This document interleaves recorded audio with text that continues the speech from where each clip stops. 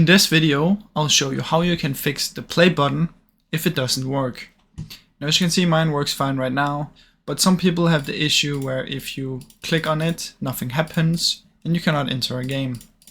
Now, the way to fix this is pretty simple, but it's a little bit annoying. What you need to do is close down completely of League of Legends. So open up your task manager, go to details, press here, type L for League client and task. And then you also want to go and find Riot client and end that. Now, when there's no Riot and no League in here, what you want to do is simply reopen League of Legends and try again. Now, the annoying part about this is sometimes it can take more than only one try.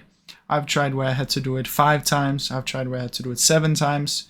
But usually the first 1 to 3 times it should work. And that's basically how you can do it, guys. Now, I really hope you enjoyed this video. And if you did, please leave a like and subscribe, as it helps me out a ton. Thank you so much for watching.